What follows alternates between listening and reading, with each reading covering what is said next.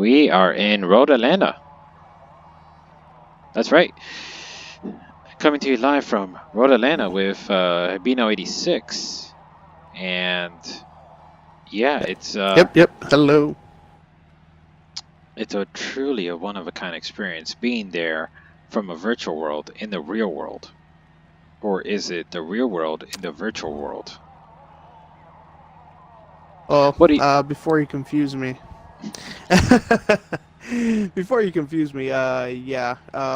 it's kind of crazy knowing that I was actually here the last 3 days uh, in real life, and now here we are playing it in a video game, which is awesome. Now I get to imitate our favorite drivers, you know. Yeah. So Well, I decided to, in honor of the person. See, well, actually, hold on. Before I get to it, originally I had wanted to get into the winner's vehicle, but they don't have a Corolla hatchback. So I decided to go with the semi-finalist, but they don't have his vehicle. So I went with the next closest option, and that is a Subaru BRZ, which obviously is the GT86's twin. And got the livery, which isn't exactly the exact livery that the semi-finalist Ryan Turk was running with, but you got to work with what you got. So that's why I'm in that vehicle. While Hibino 86 went with Chelsea Denofa's car. Why is that, my friend? Yep. Well, Chelsea is my favorite driver, and you and I have actually seen him start up way back in the day, in about 2004, in the Hialeah Speedway days. So, you know, I've been following him around ever since he got into FD. I've been very supportive of him, and, you know, he's got a great team now, and I am here. They actually have his car in the game. This was actually put into the game about a little over a month ago, with the 2018 livery and the 2018 wheels, because now he's running 5-spoke wheels. But, you know, close enough. You're in the 2018 livery as well, so I think we're okay here. So yeah, but these are, well, at least this car is not exactly the easiest thing to drive, and Road Atlanta in this game is not the easiest thing to drive either. So we're gonna make the best of it, and we're gonna have some fun out here. Cool. Banging doors, hopefully. So one of the first things I want to talk about, and this is where we'll have you take the lead, obviously. But one of the first things I want to talk about is the actual track itself in the game compared to the real life counterpart. Oh. Well, I'm already going off. And you're spinning out, but oh well, we'll just continue this run as it is. Yeah. Well, for the most part, you know, the game has it pretty good. You know, it's as good as any game has ever had. Road Atlanta, which I can't recall off the top of my head very many games having this track. There are some slight differences. On the outside of the first corner before reaching Interclip 1, there is a rumble strip. This game does not have it at all. And then, you know, and I feel like in real life it is actually wider. Yeah.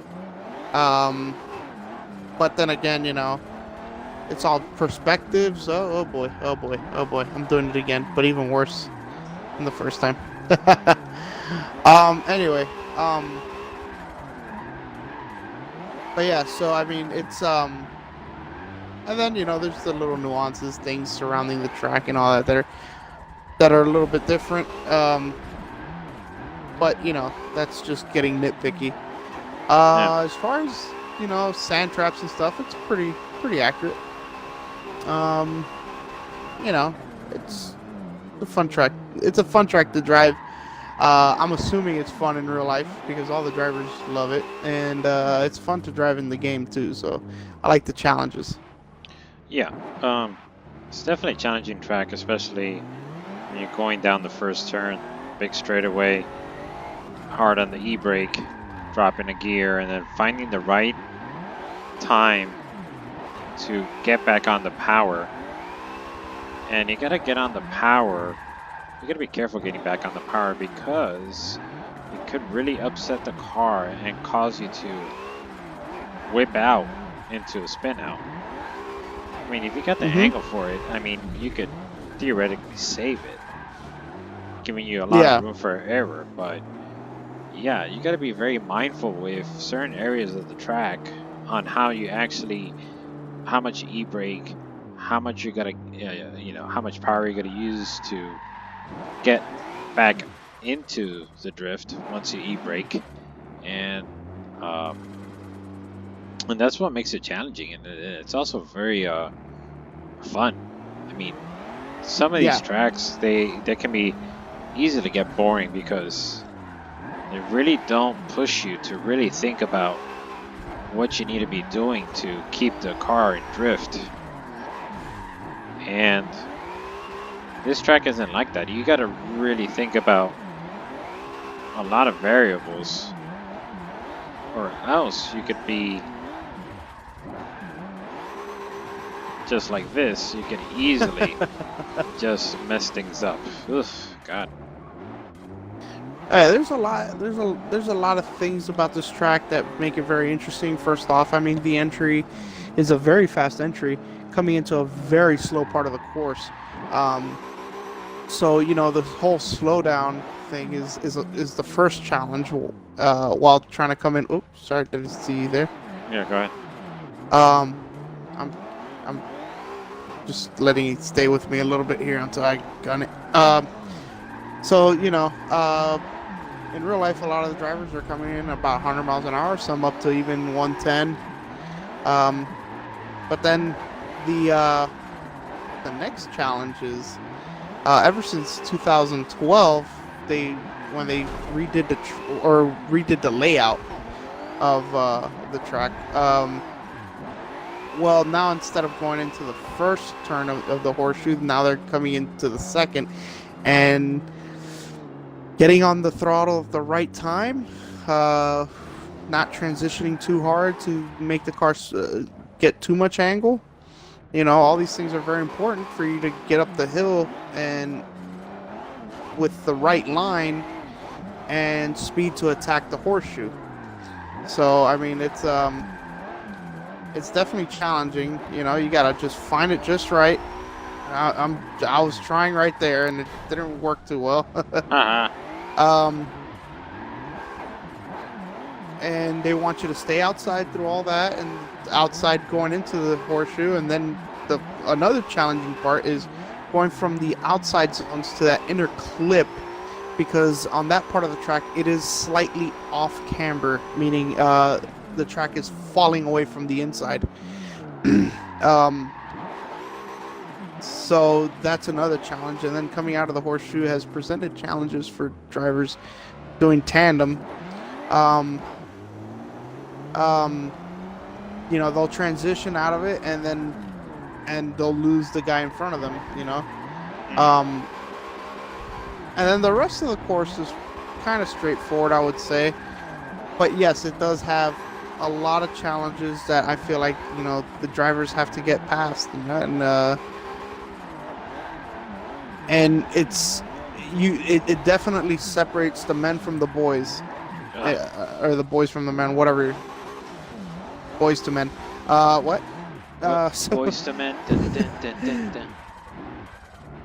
Yeah. So, you know, it's, you know, it is that kind of track where, you know, like, as far as like a track as like Orlando, you know, it's almost anyone's game. Almost, you know, some of the lower end drivers might score highly, or even get really good runs against the more veteran drivers. But then when you come to a track like this, this really shows who's who, because of the challenges that it presents.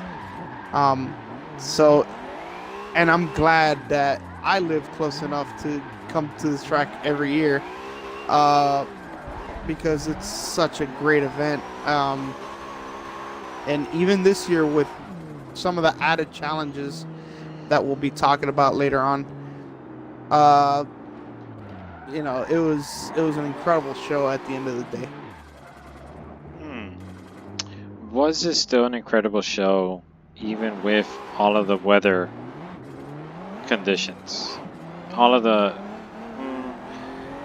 problems with the weather that was obviously, wreaking havoc on the track? Was it still a good show? Right. In your opinion?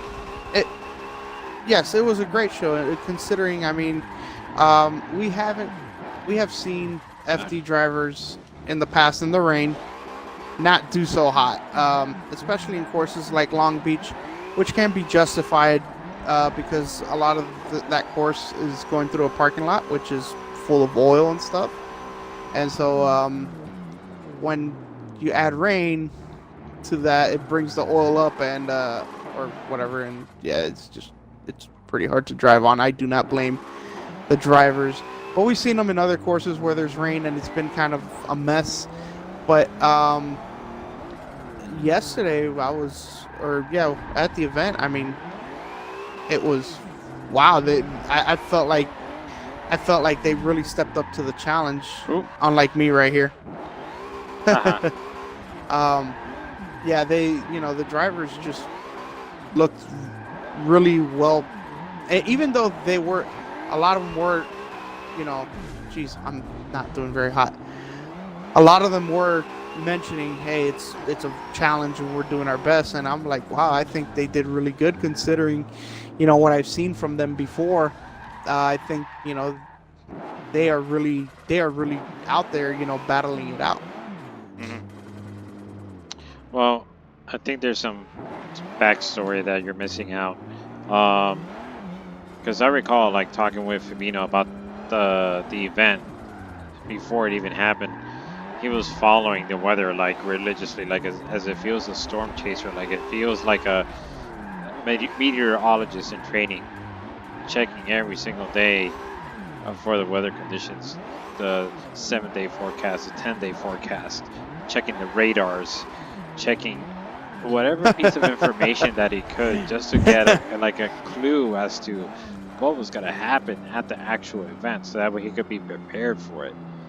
And it just was, I don't know, it was just crazy. It was like a madman. I was like, dude, relax, man. You gotta flip out. It's like, no, bro, I really want to know. This is gonna be crazy. Oh my god. And I'm like, okay, I guess, all right. He gets to the event, and all of a sudden he's like, bro, it's so sunny. Where's the clouds? And the first day, because he went on Thursday, right? Yeah, I went the first day on Thursday, which is just a practice day, and I didn't expect any rain that day. I knew better. And I didn't stay for the Pro 2 qualifying that night, which ended up getting rained on.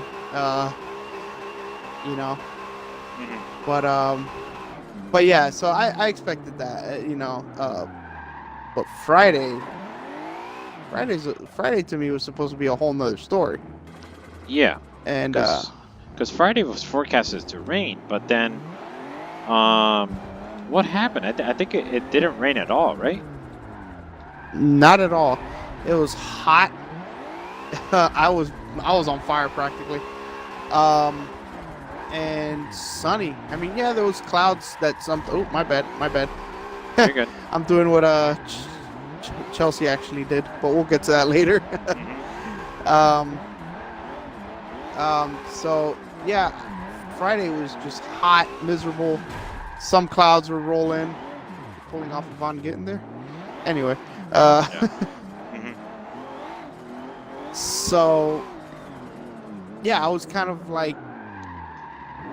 it was fine because cool, we got smoky drifting and we got fast drifting. We had and it was just all good, But at the same time, I was kind of steaming because it was just so hot, and I'm not a hot weather kind of guy.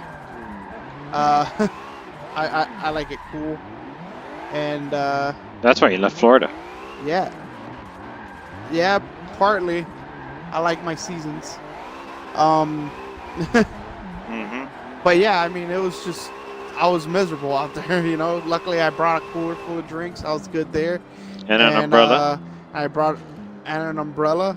And some sunscreen. I always take sunscreen with me because if you've never seen me, I'm extremely white for being a Hispanic person, and I can't have that. I'm very weary of skin cancer and stuff like that.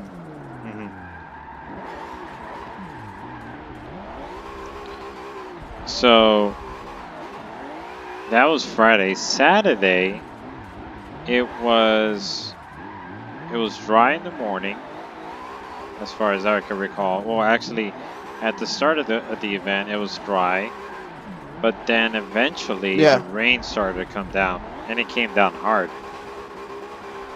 Oh yeah.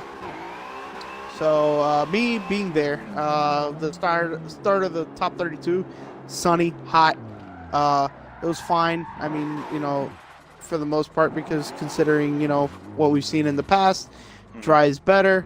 We get faster runs, more smoke. It's more of a show. Everybody is allowed to drive a lot harder because the conditions are a lot more forgiving. Maybe about 2/3 of the way into top 32, started coming down a little bit. It wasn't heavy rain.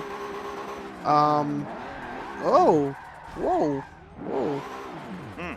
That was weird. It did it like really fast. It just spun really fast.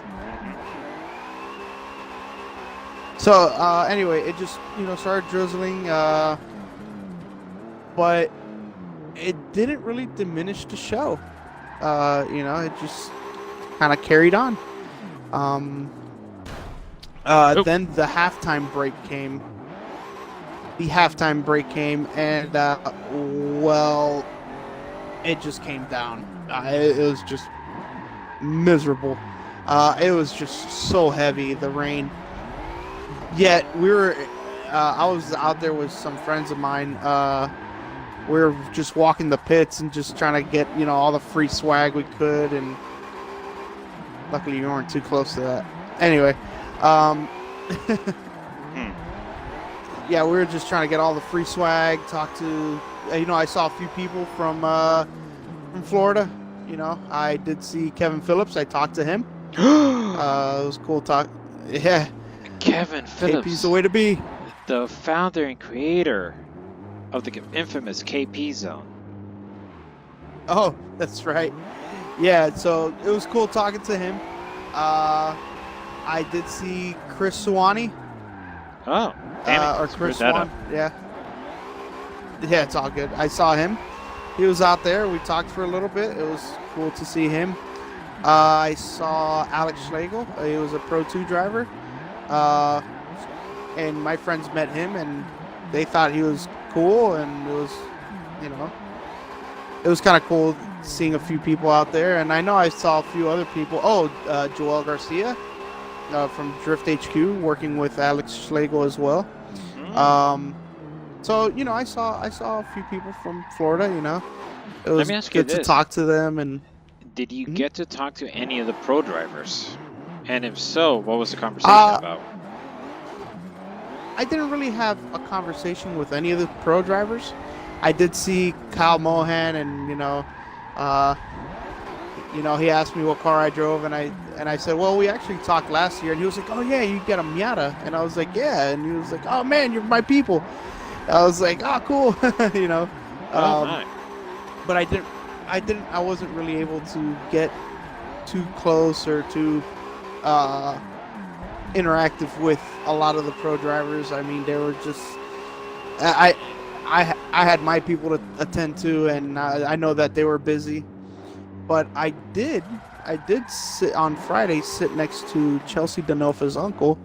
I didn't know who he was at first. I saw him with a Chelsea Denofa shirt, and I was like, yeah, man, that's right. I'm a big fan.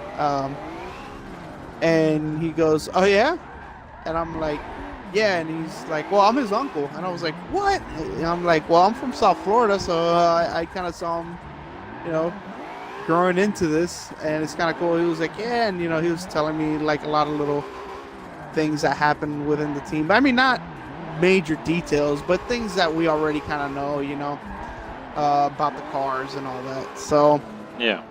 but it was kind of cool.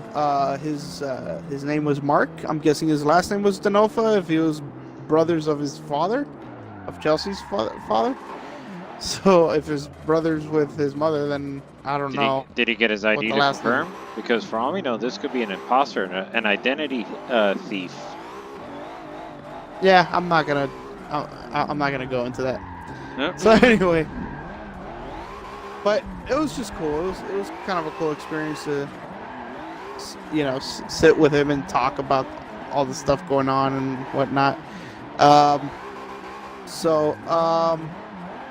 But either way, you know, I got to see a bunch of guys from Florida. And I got to show one of my best friends' father-in-law about drifting. It was his birthday yesterday, and I guess my boy decided to take him out to FD to check it out, and it was kind of cool showing him around, and he was pretty amazed with it. You know, he was like, "Wow, I didn't know there was anything like this out there," and you know, he's not really a car guy, but he was very intrigued with it. Yeah. So, I like all those good. kinds of experiences. So.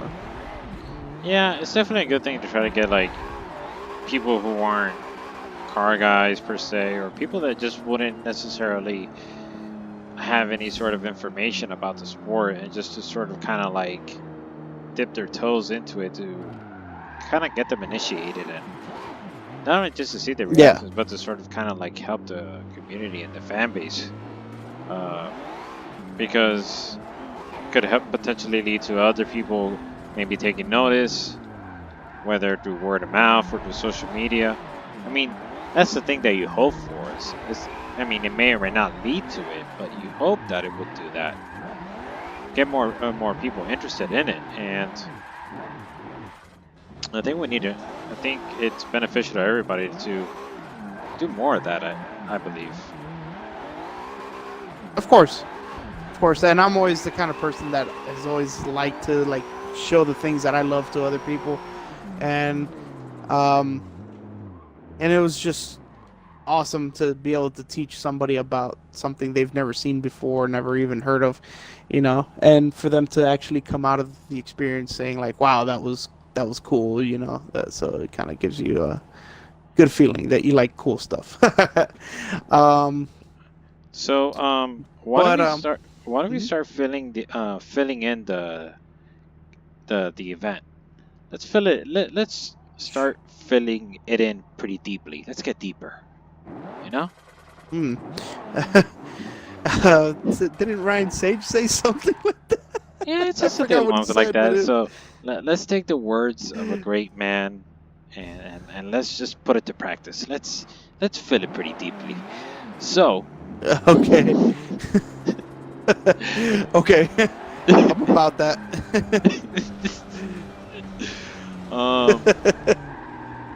Let's talk about. I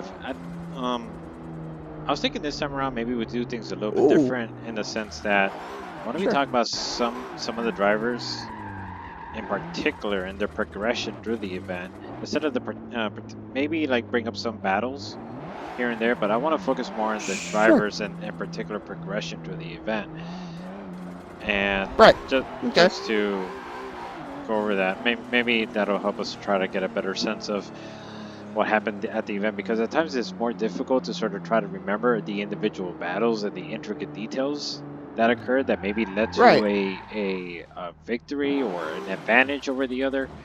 So what else? Let's try it out. I know you always have a list of battles that you would like to delve into, so... Oh, I didn't write down a list this time around. I was just too caught up in the event that I was just like, oh my, this is pretty fun. Yeah. But one of the things that really stuck out to me was Deane Kearney with his Viper. Now, I'll tell you this much.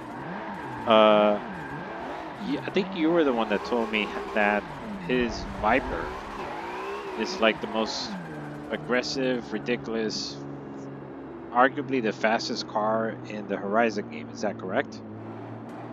Yeah, it is. Well, I mean, put it to you this way: in Horizon and in Forza Motorsport, it's on a down-tuned version of itself. I think it makes like 1,300 horsepower in the game. In real life, it makes about 1,500 horsepower. Of course, on high boost. Mm-hmm. Yeah. The car is a monster. And then, you know, when you see it in person going around the course, you can tell. I mean, the amount of smoke it puts up, the way it just, you know, effortlessly just brings the RPMs up. You know, it's just got so much torque and power all the way through. It's unreal. Then again, you also have to be a good driver for that car, considering the position you're sitting in within the wheelbase. You're sitting very far behind, like in the car. You're sitting practically almost right where the rear wheels are at. Mm-hmm. So it's a very different perspective for the driver. The driver's swinging back there instead of really rotating in the center of the car like most cars do. Or, you know, how most cars feel. So, I mean, it's, my bad, I stalled a little there. That's all right. So, it's definitely a car that requires skill and practice, and Deane has mastered that car. He may not have been winning a lot with it, but you can tell over the years he's gotten pretty good with the car, and the car is capable of winning, of really doing some great stuff. So, I mean, yeah, I hope to see more of Deane, and what he did this weekend was pretty phenomenal. Like his crazy entries in qualifying were really nice, and even in the rain, he wasn't struggling with all that torque and power. You know, it was just pretty remarkable to watch. Well, that's why I brought him up. That's all right. That's why I brought him up, because I brought up how you mentioned to me before how it's one of the fastest cars in the game, and for some reason, like, I quickly got reminded of that when I was seeing him out on the track in the rain. That thing was a freaking rocket. I could not believe the speed that he was achieving with the car in the rain. It almost looked like the other cars in the field in the dry. That's how fast it looked. Oh yeah, that car was definitely a rocket ship. It was really amazing to watch. Unfortunately, you know, I forgot who he went up against that he lost to. Was it Aasbo? No, it wasn't Aasbo. Either way, I mean, but it's not like. But I don't remember him struggling. No, with the car to win. He was definitely composed, and he was definitely driving very well. And wow, yeah, I mean, congrats to him, man. He's definitely got a great car. But let me ask you this: what do you think it attributed to his speed in the rain? Was it I guess the extra weight of the car, the extra overall weight of the car, or was it the fact that or was it all that extra power that he has at his disposal, that he was able to somehow just lay the rubber down to catch the grip? Well, I don't think the power really helps, especially in the rain. I think the more power you have, the more you're just going to spin tires and just not go anywhere. You'll gain a lot of angle and not really go very fast in the rain. I could be wrong, but that, from my experience, more power sometimes means you might be going slower. But I would say the weight balance of those cars is pretty remarkable. Especially, again, you're pretty much sitting on the rear wheels, so the driver's weight is actually helping. So I mean, I think it's more the balance more than anything. You know, it really helps with with it accelerating out of the corners, and you know, it's one of those cars that it was really designed to be fast around corners, fast on a straight line, fast everywhere. So I think, the chassis itself has that kind of potential. It's just not an easy car to drive. That's why most people do not have Vipers, even though there's always been a Viper in FD. You don't think it's because of how expensive it is? Well, I mean, we got a Ferrari, we got some crazy Corvettes out there, It's not That's like true. the Viper is that much more expensive. We've had GTRs in the series. So Yeah. I don't think it's so much the price. I think it's more the fact that it is, for drifting, it's a very awkwardly designed car. I think it was really based, not based, but inspired by the old Shelby Cobras. And I've never known Shelbys to be very good at drifting, even though there have been a few modified for it. And yes, in road racing, back in the day, they did slide, but not at the extreme angles that we slide at, or that the Formula D cars do. And I think the Viper is really heavily inspired by that car. Seating position wise and balance wise and everything, and yeah, it's really a problematic car to drive.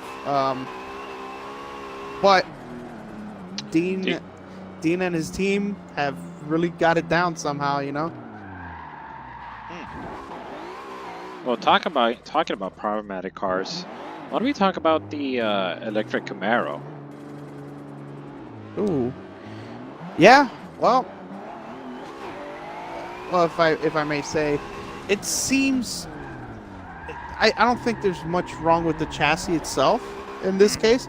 I think what we're looking here is the powertrain. This is a car that, electric motors obviously have a lot of torque at 0 RPM, so he has torque everywhere. But really, what makes successful drift cars work is an engine that has mid to high range power. Because, I mean, you're always up in those RPMs, and I felt like the car had the torque to break the tires loose, but it didn't have the power to keep pushing it all the way through, especially the higher speed sections. I think we're going to see problems with that car in tracks like Seattle, where the initiation and that whole first bank is going to be very fast. My bad. You're good. So I think that we're going to see issues with the car generating enough wheel speed to stay sideways through those sections, because it did seem like, getting towards the top of the hill, it wanted to straighten out a lot. It just seemed like it was like, yes, it has the torque, but it just can't keep a slide going because it can't generate enough wheel speed. So that's my impression of it. It might be the way it was driven. That could have caused a problem. But at least for now, let's say that Travis Reeder was driving it at 100%. Then yeah, I think that car's going to need more power at the end of the day. The other thing is well, it's just weird to get used to, man. All you hear is tires. That qualifying run was driving me bonkers. Because it's so weird. I really liked how Jared, the announcer, was telling everybody, shh, everyone, quiet. We have a car on track. Shh. Yeah. Yeah, it definitely, you know, it's crazy when you can hear the cheers over the car, you know. Yeah. But you know what? Even though I have voiced my opinions, I would like to further see the development of this car, see if they can get it working right, because you know it's pretty interesting. Um, it's pretty interesting. I mean, it's the very first of its kind, you know, and I would like to see if you know they could, you know, keep up with internal combustion engines. That I mean, you know, right now, I mean, that's you know, that's how you make power is internal combustion. The fastest cars are still with internal combustion. So Well, we'll see. That depends on what race. Go on. I mean, depending on the race, like for instance, a street race, you know, the Tesla 100D is a lot faster than many cars out there, or like the Tesla Model X, which I believe is faster than a Charger Hellcat, if I think so. No, the P85D with ludicrous mode is the one that was faster than the Charger Hellcat. Yeah, that was the one that was faster, but it has an advantage over the Charger that it was all-wheel drive versus a rear-wheel drive car that makes a lot of power. But you know, I mean, that's it's just another excuse. Yes, electric cars are very, very quick right now, considering what Tesla's been bringing out. But still, what you know, that's those cars. And yes, I do know that they're gonna have the new Tesla Roadster. Yeah. That is supposed to be very quick. I mean, it's supposed to do an 8.99 second quarter mile, that's race car territory. I mean, like full on drag car territory. It's supposed to go 240 miles an hour. You know. It needs a parachute from the factory. Yeah, pretty much. I think the rules dictate that if you're running in the 8s, you need a parachute. But I could be wrong about that as well. And man, I am really driving like Chelsea all over the place. In many ways, I really feel bad about the team. Do you recall the shop? The name of the shop? Napoleon Motorsports? Yeah.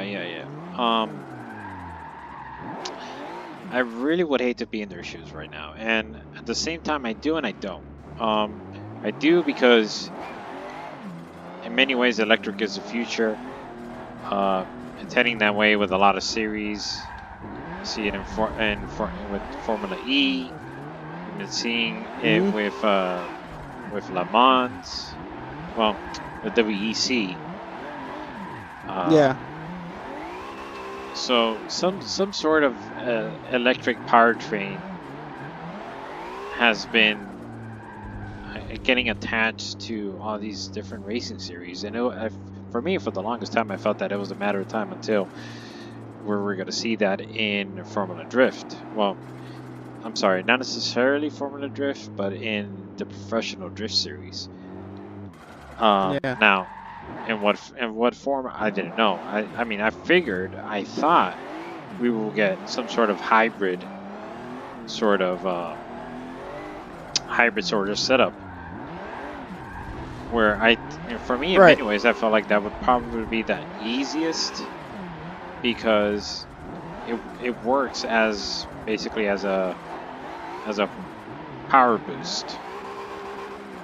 Instant torque with some extra horsepower, but obviously, as with everything, as with all of the electric setups, obviously it's going to add a lot of complexity to it. So, of course, who is going to be up to the task? I don't think. I mean, I felt like for the longest time, a regular shop wasn't going to be able to do it. Didn't want to be kind of like want to get involved with it because obviously it's a lot of R&D involved. I mean, it's right. It's simple on paper, obviously just get a battery, get some electric motors, and that's it. I mean, for the most part. Right. But getting all that together, putting the package together, that's what's complicated. And especially if you're going to go with a hybrid setup. So it's great. It's sort of great. It's great to be in a Napoleon. I was going to say Napoleon Dynamite. I know it's kind of tempting to say that. Yeah, but to be there to sort of be at the ground floor of like this new technology. Well, not necessarily new technology, but this technology that's being applied for the first time in this series. It's great because there's a lot of things that they're going to learn from it. But at the same time, though that learning is going to come with a lot of failures and a lot of costs and a lot of headaches. So I'm sure they're going to be struggling for a long while, just to figure things out. And for me, like I felt like the car, like there's potential in it, but there's still some things to work out. Like when there were, if I recall, I don't know if it was the qualifying run or if it was the battle with Chelsea that it seemed like, to me, it looked like it had plenty of power throughout most of the run, but it wasn't until the part where it was exiting, going back up the hill, that you could see that it was running out of power. Now, to me, there's a lot of theories behind it. To me, I was thinking either A, by that point it was running out of juice, so I'm thinking, okay, maybe it needs a bigger battery. But then if you need a bigger battery, then that's gonna add extra weight, and then you gotta set up, sort of readjust the car. Or was it that the battery was overheating? Because if you putting all of the components through such a hard and stressful environment, obviously the systems are going to get heated, and I'm pretty sure it has some sort of like a fail-safe mechanism in place where obviously if it gets too hot, it's going to go into limp mode, and if it goes into limp mode, then it's going to cut power. Yeah. Of course. Oh shit. Right. So, like I said, it's interesting to see the car. It's great to see the car, but I just can't imagine the stress and the headache that they must be going through just to figure out the car. Yeah. Well, I'm gonna say right off the bat, I did see it on Thursday. When the car was fresh. I saw it on its very first run, so and it still looked like it was down on power. It just, I don't know about the batteries overheating, why it would take 20 seconds for them to overheat like that. Even if it is drifting, but it just never seemed like that car ever had power. It never threw out any smoke at any point of the run, and when it did, it was just very little, and it was just it might need a bigger battery. Luckily, if they're not at the top of the highest weight class, they can always go with a bigger tire. But I really think all they really need is just more power, man. If that car had more power, it'll be fine. It just has the torque, but not the overall amount of power that it really needs, at least from what I was seeing. Now, I'm not discounting anything you said. I mean, you might be right about of those two theories. Oh, that's fun. But from what I saw in person, it was just like, dude, that thing needs more wheel spin, and it was exceptionally slow.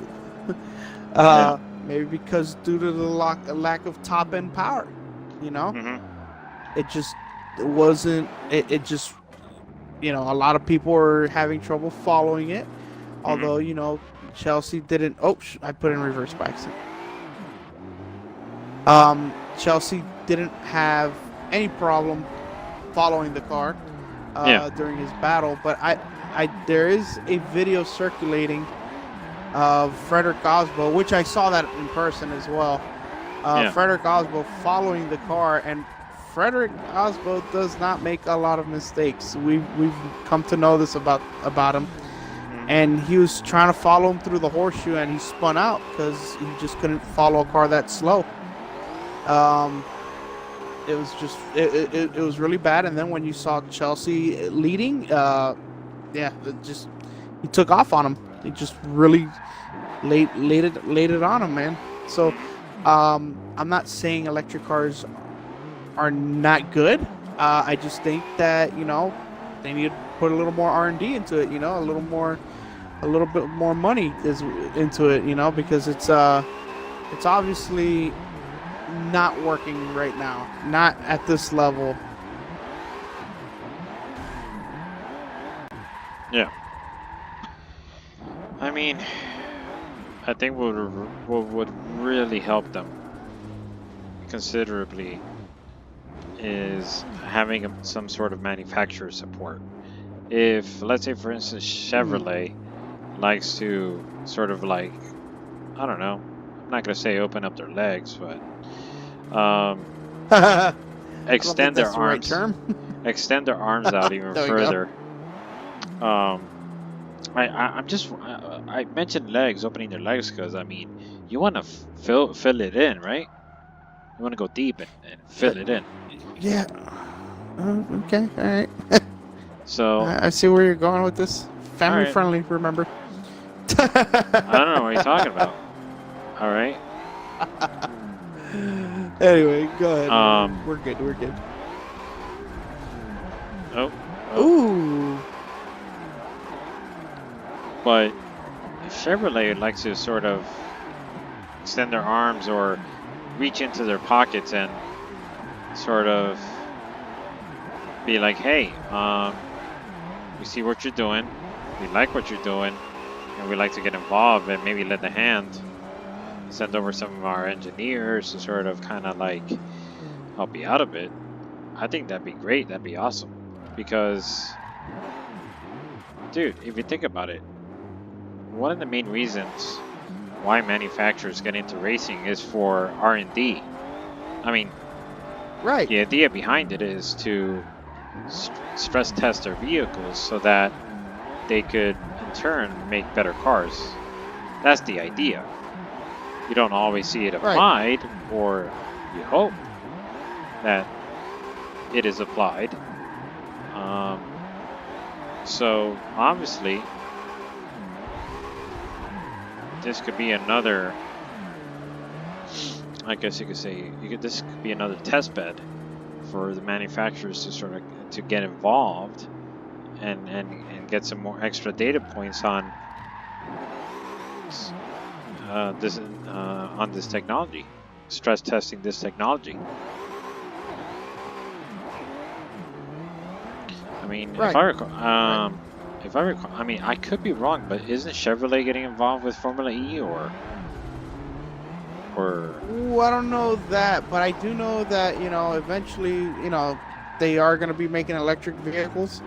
Obviously, they have electric or hybrid SUVs and trucks already. So I mean, you know, electric isn't far away from them. I think really Chevy can do something with a team like Napoleon, you know, and develop a car that works not only at very high power levels but also reliably enough to transfer this from the track to the street, You know, so it's an opportunity, but you know, drifting is not a sport where there's a lot of exposure, because a lot of, you know, yes, they like to test their stuff on the track, but they also like to put their money where there's a lot of exposure. Yes, Formula D is a great series, and it's growing. Now it's slowed down. The growth has slowed down. I believe it's still growing, but not at the rate it was about maybe less than 10 years ago. Mm-hmm. But you know, drifting is still not NASCAR. It's still not, you know, IMSA or, you know, whatever is that can fill out a whole racetrack. Formula One. Yeah, I mean, well, Formula One. I didn't call Formula One out because Chevy doesn't really involve themselves very much in that. Okay, fine. Any, and then really yeah, sure, yeah, you're right. IndyCar. You know, but I was thinking more of like a series where they have a lot more like production type cars. You know. Okay. But yeah, either way, you know, hopefully, you know, Chevy does see the potential in that and comes out and supports a team in drifting, such as Ford, Toyota, and Nissan are doing. They support their drivers. I would like to see Chevy do the same thing, you know, being that GM is one of the largest, if not the largest, car manufacturer in the world, you know. So no, I think they're number 3. Oh, did they move down? Okay, because at one point they were the biggest. Yeah, they were. Yeah, for a while, but then then stuff happened. Boom. Yeah.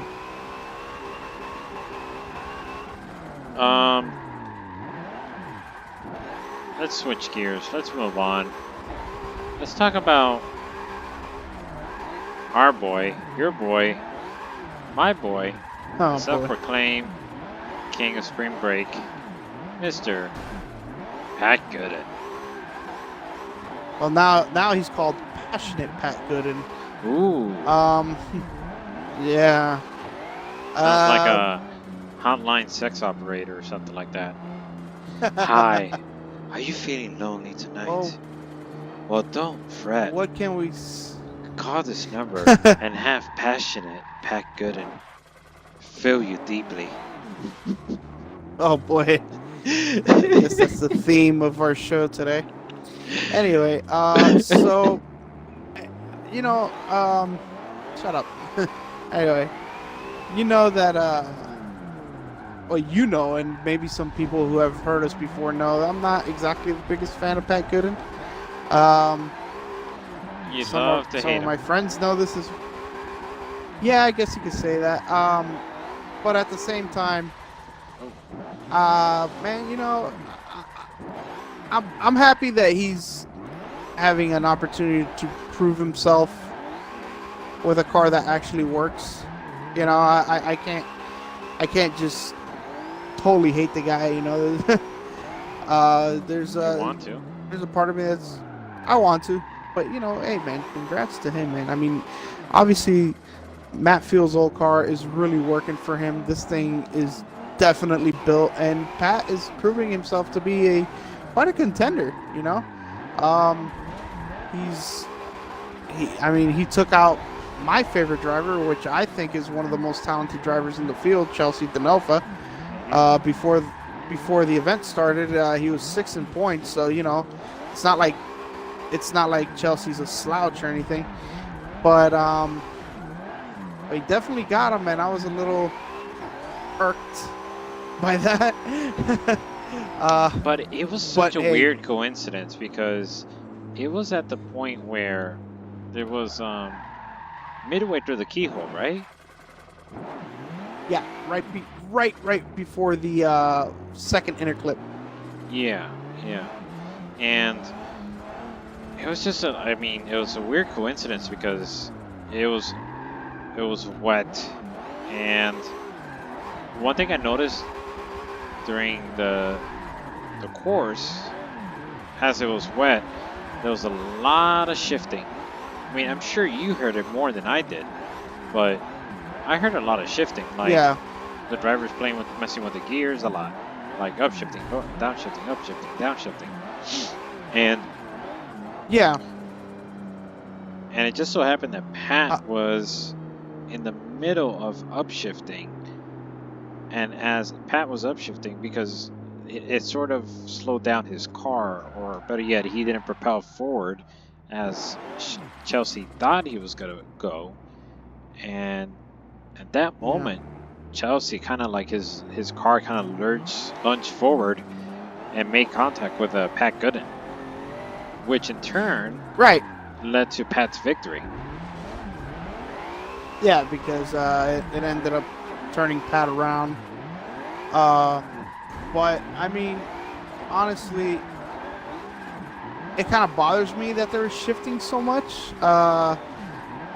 Because it's just like it's making it more complicated than it needs to be.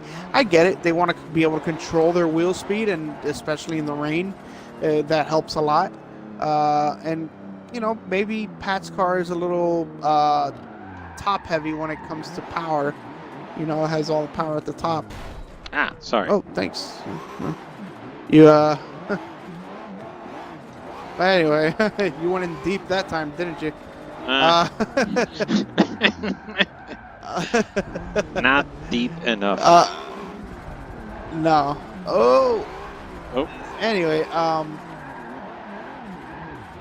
so I mean, it's kind of weird when I heard that there was upshifting and downshifting, and I was like, really? Like, honestly, I would just leave it in one gear. It's wet, it's gonna push right through. You were like that Jackie Chan meme with your hand in your head, both your hands on your head, screaming out, "What are you doing?" Right. To me, it seemed like Chelsea was just writing it out in third or fourth gear, whatever gear they always have it in, because he was just driving hard as he always does. But I mean, it's one of those things where you're the chase driver. You have to anticipate certain things and kind of learn how the guy you're driving with is going to drive. What he's known for, and with the changing conditions, it just makes it very tough. Yeah. Not making excuses for Chelsea. I mean, I still blame him for making such a mistake. Like, why would you do that? But and let's be real, Pat's chase job, although it wasn't, as Jared would say, not the prettiest. It wasn't bad. He just made a mistake going into the horseshoe where he kind of straightened out for a second. Not completely, but but the car, was, wishy-washy all over the place, but he got it back under control and stayed with Chelsea in a very impressive way. And then, Chelsea just wanted to up the ante, and it bit him in the butt. So, congrats to Pat on that. I will say he drove very well this weekend. Honestly, I'm happy for him that he's getting it down, and you never know what we're gonna see out of him for the next event.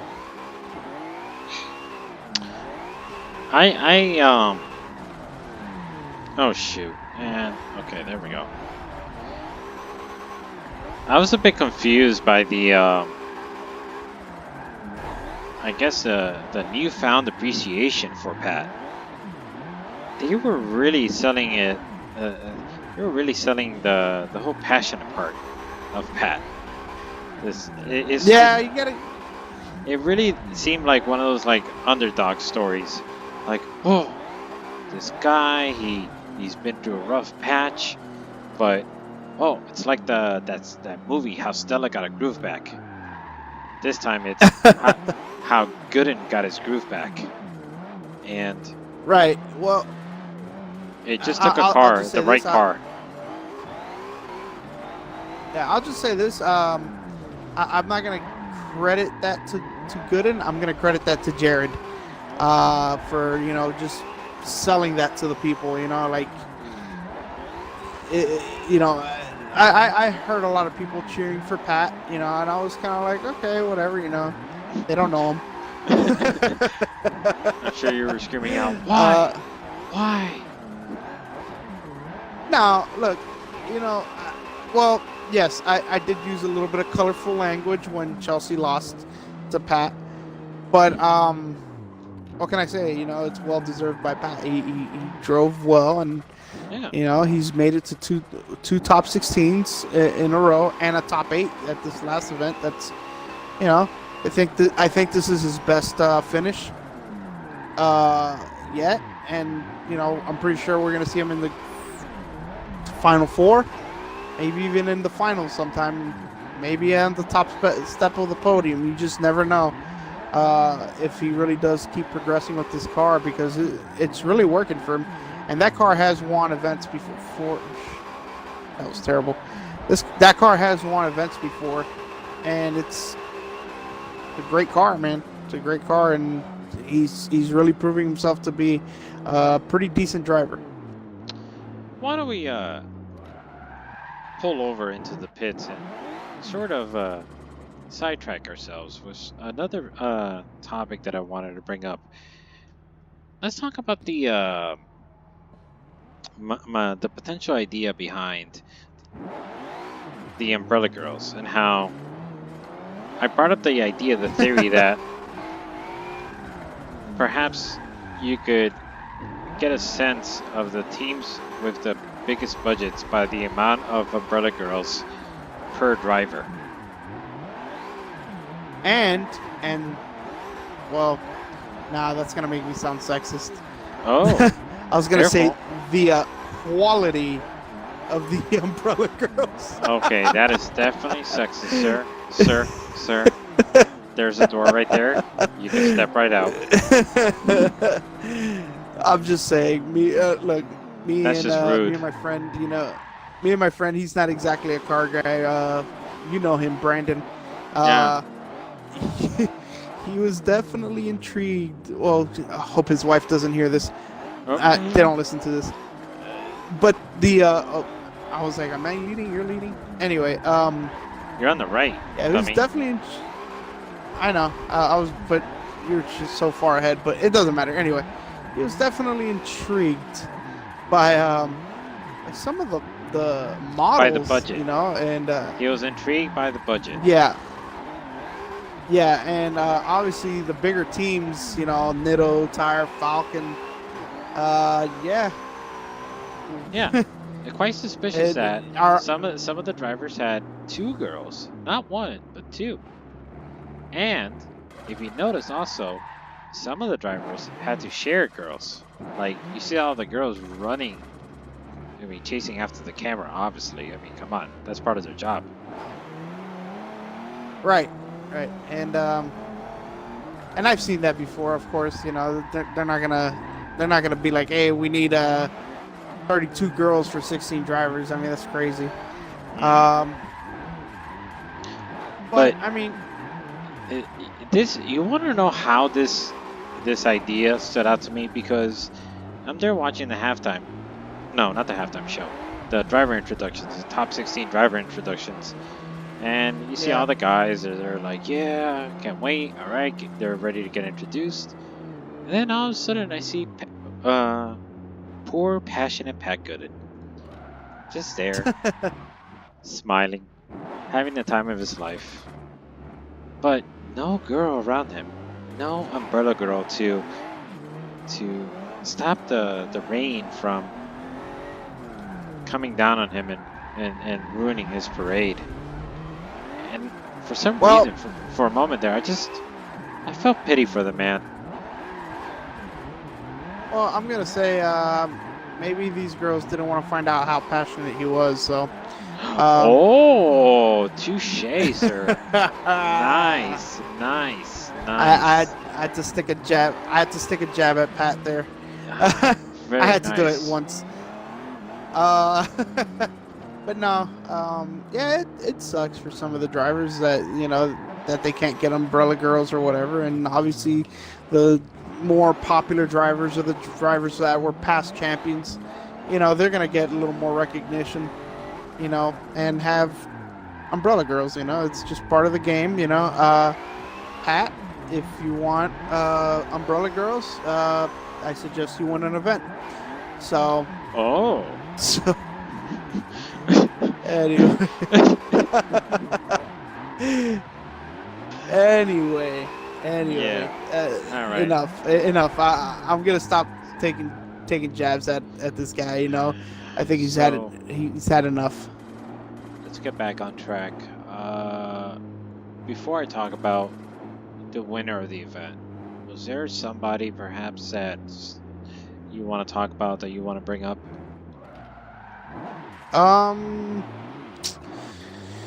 Let's say that stood out to you. That Oh, I'm sorry, I wasn't paying attention. Oh, it's okay. Who stood out to me? Well, I mean, it's kind of hard to say that he stood out to me because he's always been such an incredible driver, but because of the troubles he's been going through this year, and I'm gonna say the resurgence of James Deane. He finally podiumed this event. He came, which we've been expecting him to win something by now, because of his history in the series. Yeah. But he was incredible to watch in the rain. Honestly, I was blown away, and with his driving skill in the rain, as if I wasn't already blown away with what he can do in the dry. But even though he did lose to Fredric Aasbo, I mean, it was still a great drive, and I mean, really, that Aasbo was the only one I could see taking him out anyway. Even though Ryan Turk was driving very well. I mean, he was obviously in the final, and maybe Ryan Turk last night would have been the guy to do it as well, because he was on it, man. He's really good in the rain. I was pretty surprised with how well he drives. Although he is from the Northeast, so they do get their fair share of rain too. So they should know better. Yeah.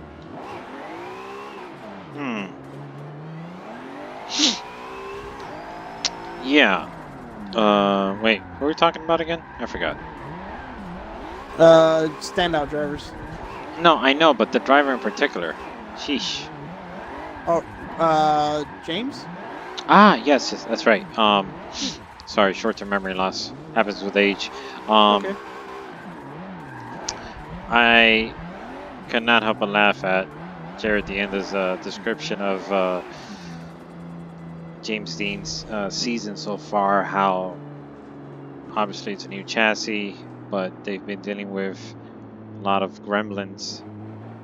And the way how he described the gremlins just had me on the floor laughing. The whole part about I'm gonna get you. I'm gonna get you. Unfortunately, I wasn't able to pay attention to that. I was there with other people, and other people love to talk over the announcers. Oh snap! That was my fault there. I'll be going back to the top of the hill for that. Okay. But he was basically talking about how he was basically talking about how James Deane's team has and James Deane have been dealing with all these gremlins with the car, and which is the first time that they've had to actually deal with these kind of issues. Peter, though, although apparently, I mean, correct me if I'm wrong, both of the vehicles are very similar, if not the same. So yeah, it's a bit strange. Maybe a bit of a conspiracy that one car is more reliable than the other. mean, you could look into that, but I honestly don't think anything like that. Ooh. Oh. Ooh. You're at fault there, sir. You didn't give me my my space to hit my lines. Oh, snap. Anyway.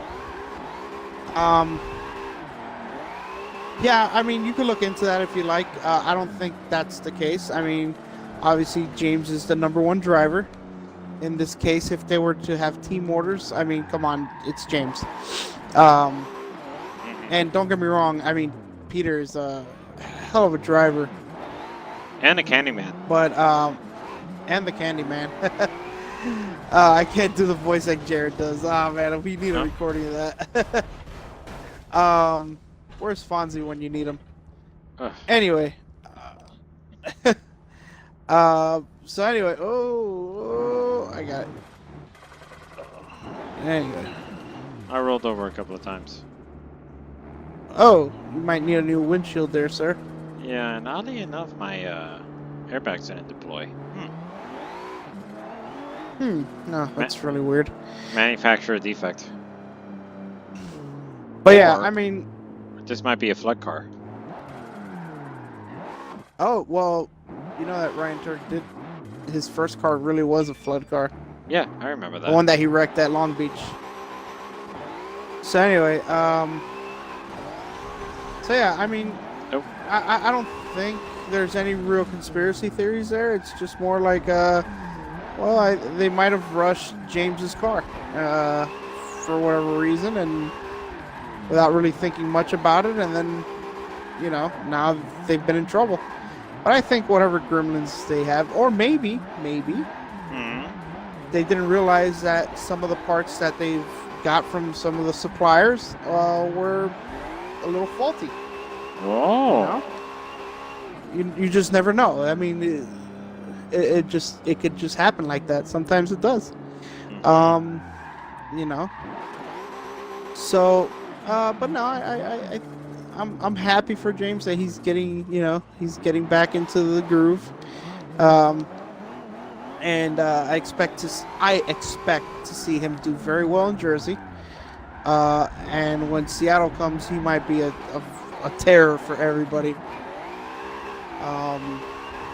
Because I was, I don't hate Odie. But I was getting kind of tired of watching him win. Although, like, no hate against him. It's just like, all right, I hope he doesn't get a three-peat, and thank God James stopped that. Was it James? Yeah. I think James is the one who beat him. Yeah. Yes. And so we could finally have a new winner for the season. But we don't know. We don't know yet. I mean... Well, talking about Odie, let me talk about right fast the battle between him and Forrest Wang. Okay. That was pretty sick. What did you recall there? Yes.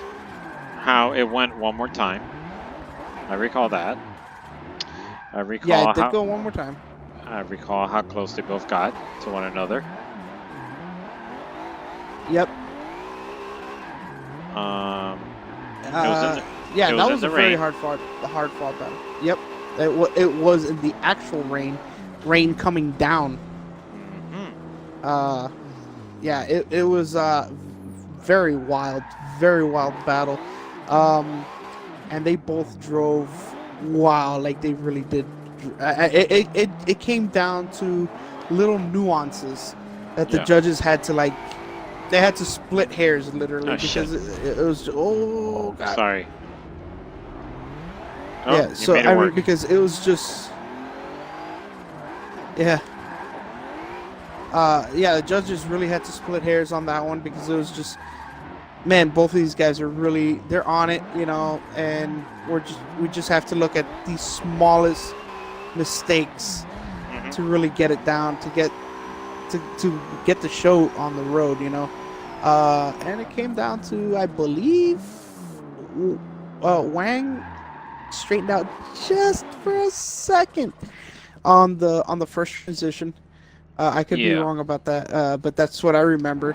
and also Odie hitting his lines a little bit, like just slightly better. Again, that's what I remember. Oh, little grass there. Yeah. And then I go off track. But anyway.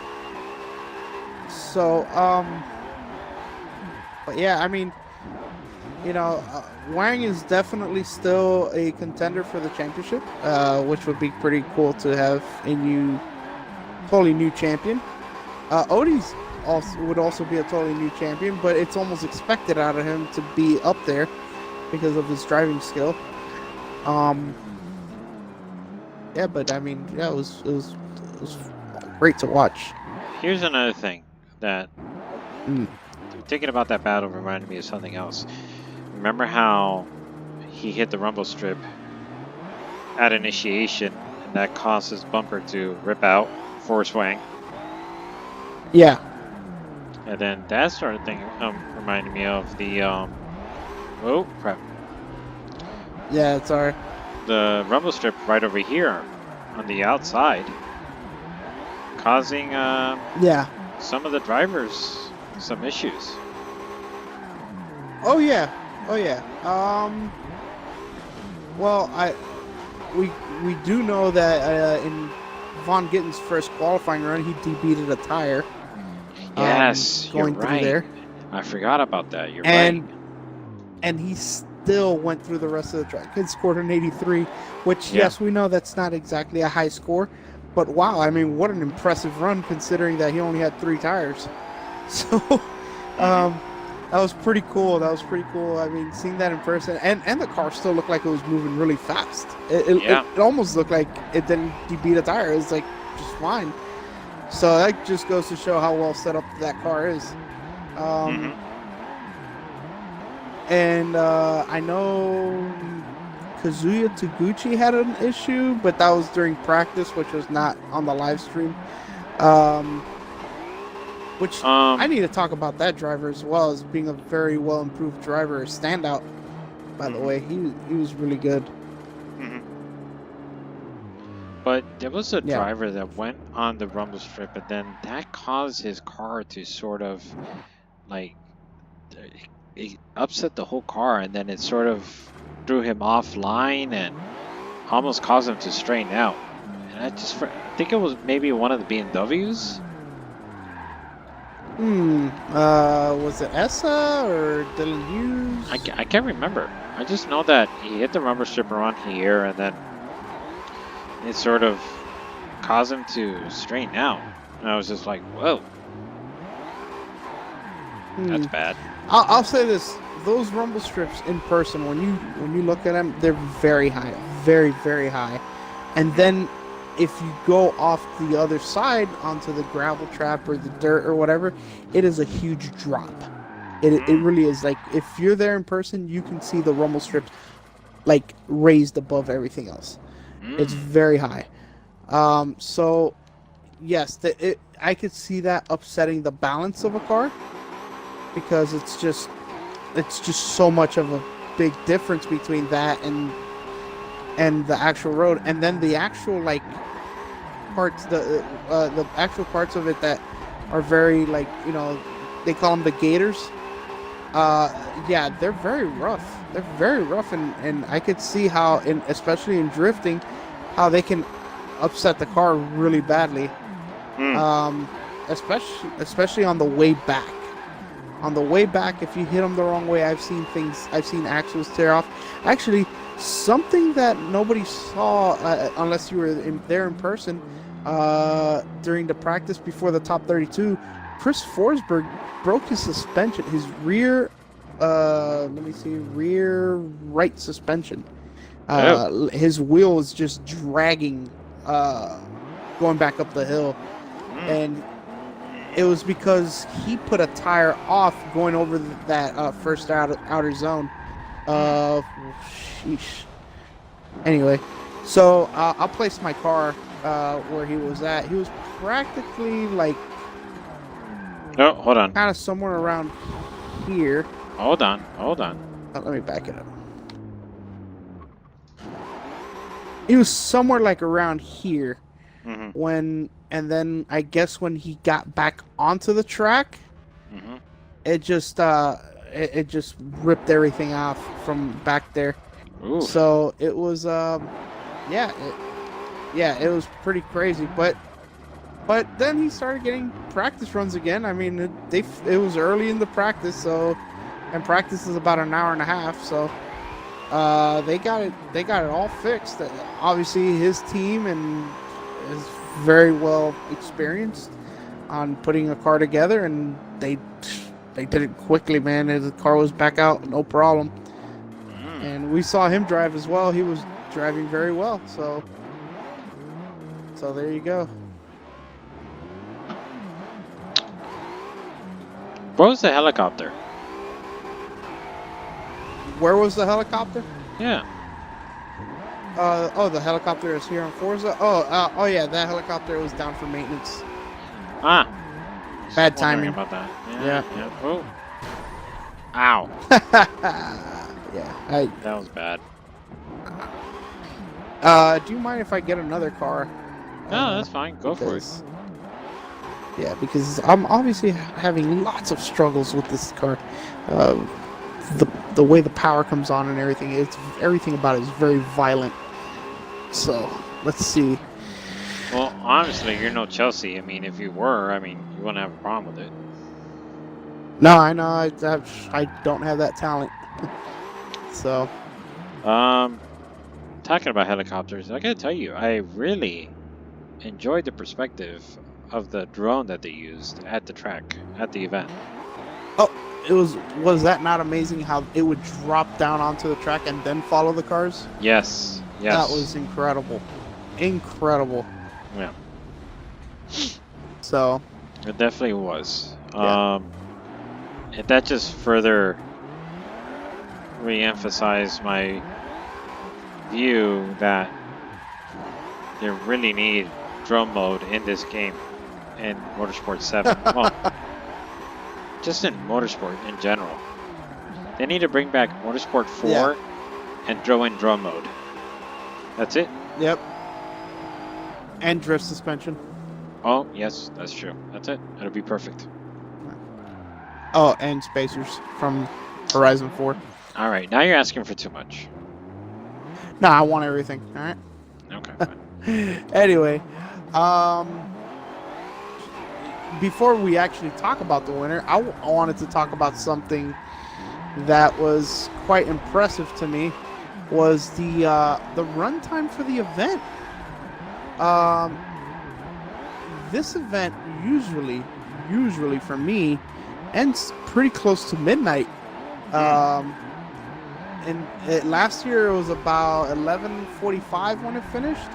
This year it ended right at 10:30. Wow. Now, what do you think then? And what? Well, I'll say this: there wasn't a lot of competition timeouts, and there wasn't that many one more time battles. So, and that contributed to a very short runtime. Now, granted, they had sight laps for every battle. As soon as it started raining, it was just sight battles everywhere, and or sight runs everywhere, and that didn't stop the event like I thought it was. I was like, man, this is gonna be another event till midnight because everybody has to do a sight lap and to feel out the track, and no, it kept the program running along, and I'm very thankful for that, because being out there for excuse me, I'm still tired from being out there. Being out there for a long time, as much as I love being at the event, you kind of get tired, and you're just, I've been there before where it's kind of dragging along. You're just kind of like, oof, man, like, when is this over, kind of thing. And I didn't feel that way yesterday at all. It was just very nice to have the event end at 10:30, where you can get out of the track if you can get out early enough, because it took me about an hour and change to get out of the track. And then go find something to eat, Yeah. because everything is still open. So that's pretty great, you know. Well, I think a major reason behind it is, if you think about it, with the rain, people weren't driving as aggressive, so they weren't necessarily breaking things. Right. They weren't. But it's much less it's not as stressful on the cars to run in the rain. You know, you don't have grip fighting against the torque and the drivetrain components. The engines aren't being run as hard, and actually they're running cooler because they have water hitting them all the time. And mud. And mud. Yeah, those a few cars that just were plastered with mud. It was pretty funny. Yeah.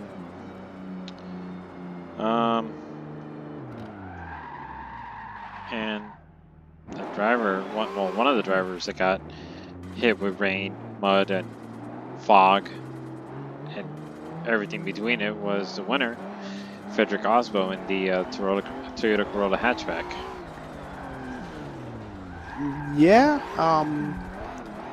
What can I say about him, man? I mean, you know, we know that he did podium in Long Beach, but for some reason he still didn't look like he was in the same form as he was last year, and that was kind of apparent in Orlando, where he was winning a few battles just barely, and Von Gittin came and kind of took that away from him.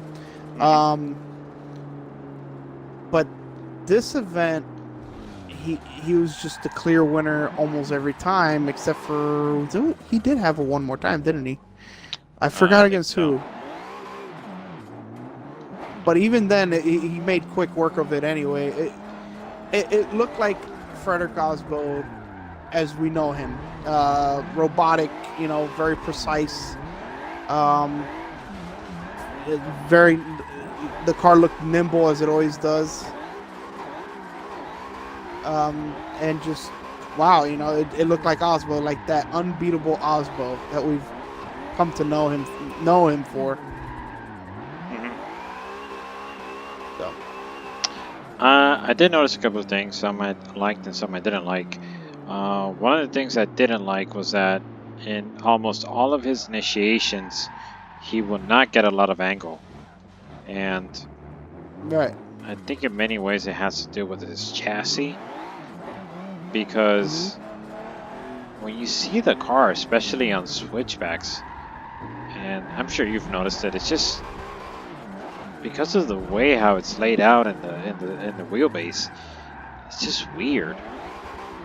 But it helps him out. It helps him out, especially during this part of the track where you have the switchback, and he could do some quick switchbacks, allowing him to really get back on the power a lot quicker than many of the other cars.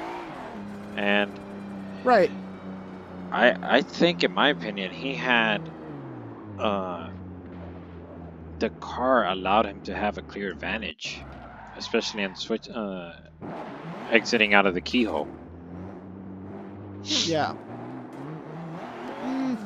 I'm gonna say this because he's mentioned that car has a longer wheelbase than a lot of the other cars in the series. Whoa. Yeah, I don't know. Kind of crazy. Anyway, he said that, so it's kind of weird that. But I do notice that his car transitions very quickly. It goes from one side to the other, like just instantly. And so it's kind of weird that his car does that, even though he says he has a longer wheelbase than several cars. But it really does help him with his driving style, and it helps him point the car in the direction he needs to be to go fast. But yeah, as far as not having a lot of angle on the entry, I couldn't tell you what it is about that, why he does that. I don't know if he likes to play it safe and then just on entry and then let it unwind through the rest of the track. But it was a little obvious that he wasn't the most aggressive driver on entry. Yeah. I think one of the most aggressive drivers, but it didn't work out for him, was Deane Kearney, which we talked about earlier. His entries were unbelievable. Oh yeah. but it goes to show that it's not just about the entry, but the overall run, and how to dominate another driver, how to make them just look nowhere near as good as you. He just has a way of doing that to people, and it's pretty crazy. He's just such a dominant driver. Yeah. Fredric Aasbo, that is, and it really showed. It finally showed up again this weekend. As I said, the only driver that could have beat James Deane this weekend probably was Fredric Aasbo, and he did just that. It was just really impressive. Yeah, I think it was definitely well deserved, his victory. I kind of already knew it in the final battle. Yeah, I had it was pretty clear for me. So I wasn't surprised by the outcome. And I think in many ways sure, he wasn't going for the most aggressive initiation, but I think that may have been his strategy. Oftentimes there was a couple of occasions where he didn't go in with the most aggressive initiation, but as soon as he went into the switchback to progress through the outer rubber strips, dude, the car, he would just zero in and close the gap within seconds. Well, not even seconds, just milliseconds. It was just crazy. Yeah. The lead driver would have this crazy initiation, and Aasbo would be like, all right, whatever. And then as soon as it switched back right over here, bam, he's already on the guy's door. I'm like, right. So, it's right, and it definitely worked for him. I'll tell you that much. And I'm gonna say this: he is a driver where he proves that just doing just the right things, not going crazy, not trying to pull off these crazy entries or crazy transitions or anything like that. Just doing what he needs to do, getting around the track, hitting his marks, and just going fast around the track is what's gonna win you events, and even championships, because he has one under his belt. But it just, how many times have we seen somebody like JTP just throw down a crazy sick initiation, and then the rest of the run is great too. But, but there's always that one thing, and actually Ryan Lantain mentioned it. He was like, give me 1 second. Okay. Experiencing technical difficulties, I see. Come again. Sorry about that. No worries. Wow, that's a lot of angle. As you were saying. Yeah, sorry about that, man. Where was I at? You were talking about something that Ryan Lantain said. Oh yeah, Ryan Lantain mentioned, about the backwards entries. He was like, yeah, they're cool, they're great, and if you can land it, great, then go ahead. But those backwards entries, out of 10 times, you might get them right 2 times. You know what I mean? Because what happens is you might be able to pull it off, but then when you come to transition here, it throws your whole line off. You understand? So it's like, and Aasbo completely understands the fact that it's more important to complete a solid run than to throw down the sickest entry or this, do the craziest, or throw some crazy line with some crazy high speed or whatever. I think he really just brings it down to, he just uses the basics, the important parts, and that's what makes him such a great driver. Don't get me wrong, he's very consistent, but he's not the most exciting driver to watch either. But he's very consistent, and he could do the same thing over and over and over again. That's definitely true. All right, so where does the series go next? It goes to New Jersey. I believe it's in June something. June. I gotta look at the calendar. Might be early June, mid-June, something like that. In fact, let me go ahead and look at it so that way we can we can be 100% sure Why about you this. do that? Way everybody. Let me just mention that Bakchis, I forgot. His three-peat has been taken away from him. So now I believe there's been some rearrangement on the leaderboard. So now the competition, the championship, is still on the line. And it's up it's up for grabs for anybody, really, still. Yeah, it's still early in the season. June 7th through 8th is New Jersey. Let me see if I can find the standings so that way we know exactly what's going on here. I'm on the Formula Drift page here.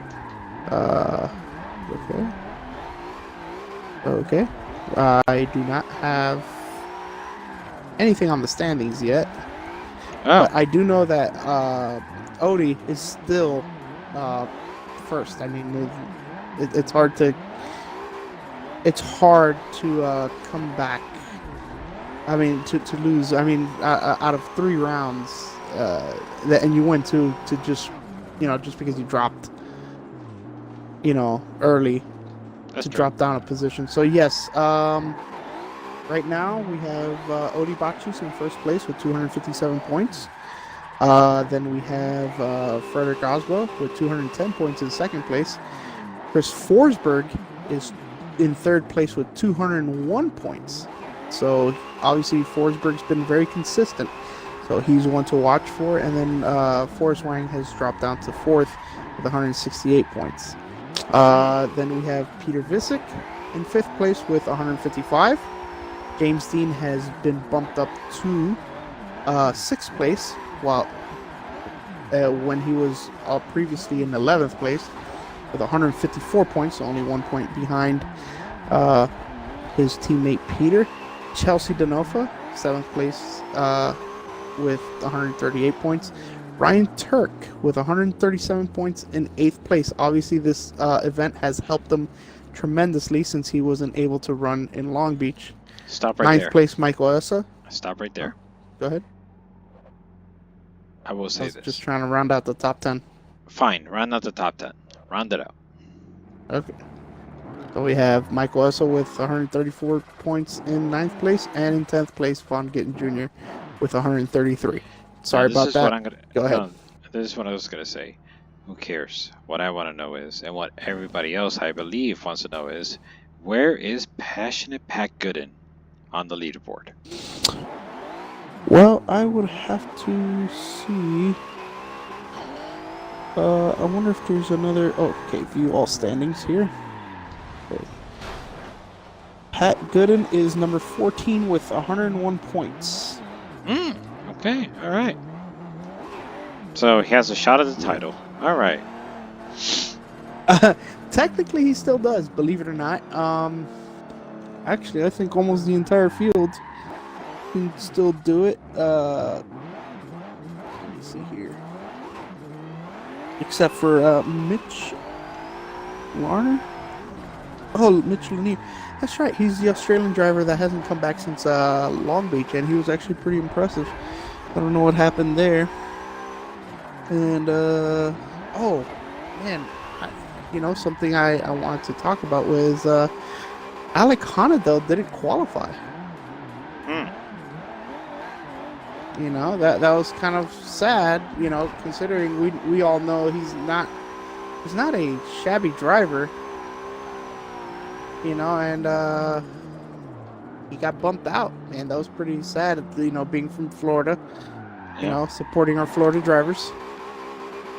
He didn't qualify, you know, and it goes to show another reason you do not have to go crazy to win. You just gotta make it in the show, and you know, just drive, but don't put any extra sauce. What kind of sauce? So yeah, Big Mac sauce. Okay. Yeah. So Alright, yeah. Anything else we've got? No, I mean, I think we covered most of I think we covered most of the highlights that occurred at the event. We went in pretty deep and filled it in pretty nicely. Came out with a good casserole of All right. Oh, is that what we're filling in? Oh, like with like cheese and stuff. Okay. yeah, a good casserole of And Big Mac sauce.